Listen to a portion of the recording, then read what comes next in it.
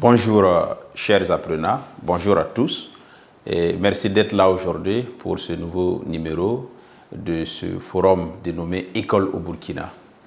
Je me nomme Ryan Wende Compaoré, professeur d'histoire-géographie des lycées et des collèges. Alors aujourd'hui, nous allons poursuivre dans notre programme, dans la progression du programme en histoire 3e.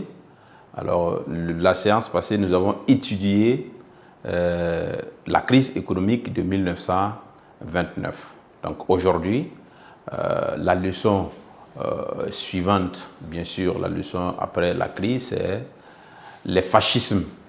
Leçon 4, les fascismes. Toujours du chapitre 2, bien sûr. Donc, on a leçon 4, les fascismes.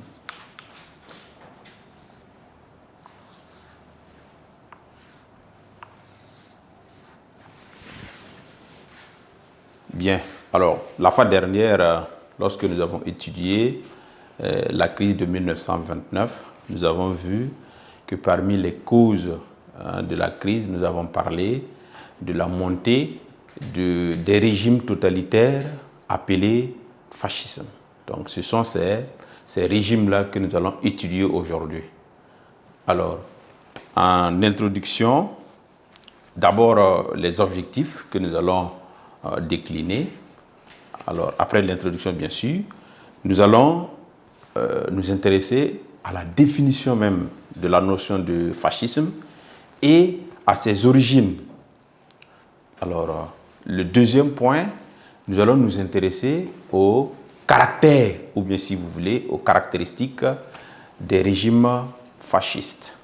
Et le troisième et dernier point, nous allons nous intéresser aux conséquences. Qu'est-ce que ces régimes-là ont entraîné comme conséquences?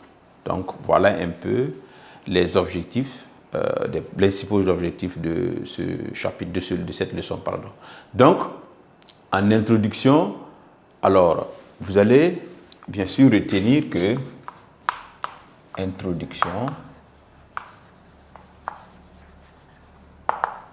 comme je l'ai dit la fois dernière, que c'est bien sûr la crise économique de 1929 qui a favorisé la montée au pouvoir de ces régimes fascistes-là. Donc, retenez cela en introduction. La crise économique favorise, on va aller,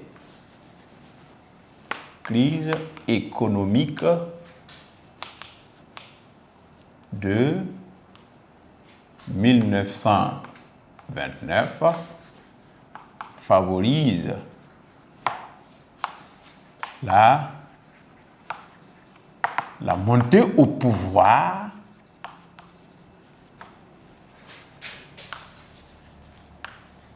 des régimes totalitaires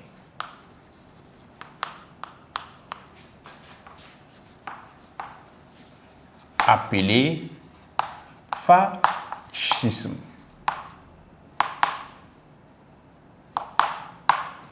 Donc, et bien entendu, ces régimes-là vont bouleverser les relations internationales et ils vont entraîner le monde dans un autre conflit que nous allons voir, un conflit d'envergure internationale qui est la Seconde Guerre mondiale. Donc, c'est à la faveur, évidemment, de la crise que ces régimes-là se sont développés. Donc, cela va nous amener au grand 1,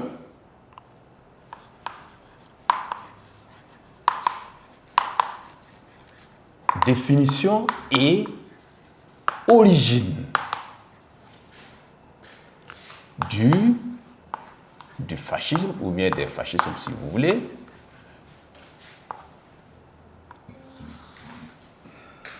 En petit 1, nous verrons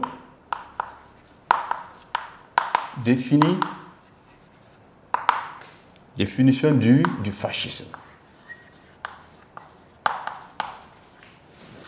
Alors, qu'est-ce que c'est?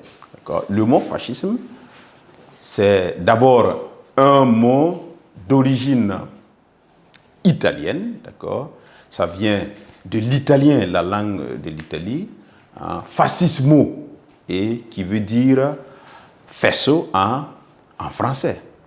Donc, ce mot désigne, hein, c'est une doctrine politique, hein, fondée sur l'instauration d'un parti unique et bien entendu sur le nationalisme. D'accord? Donc, on peut déjà retenir que fascisme vient de l'italien. L'italien, ça veut dire la langue. L'italien.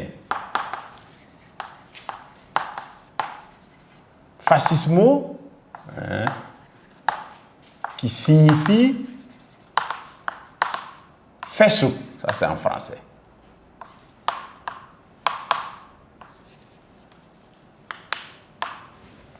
Donc, c'est une doctrine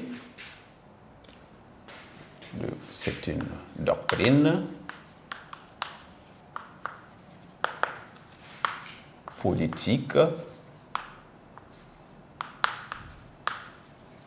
fondée sur la dictature, si vous voulez, sur la dictature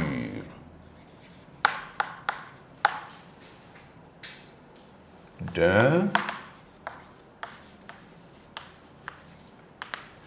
parti unique et sur le nationalisme, d'un parti unique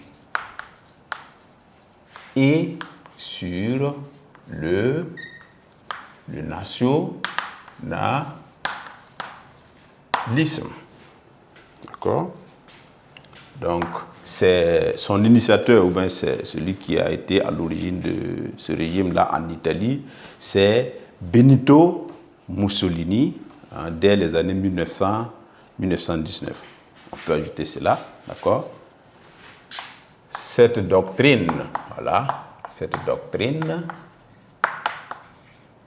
est développée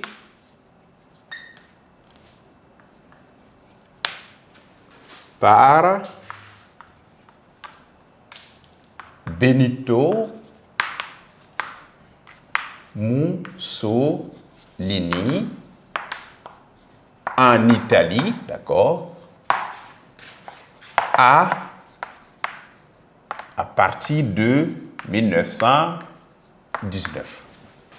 Donc voilà ce qu'il faut retenir de la définition, d'accord. C'est une doctrine politique qui est fondée sur, n'oubliez pas ce terme, la dictature et sur le nationalisme que nous avons vu lors de nos séances précédentes.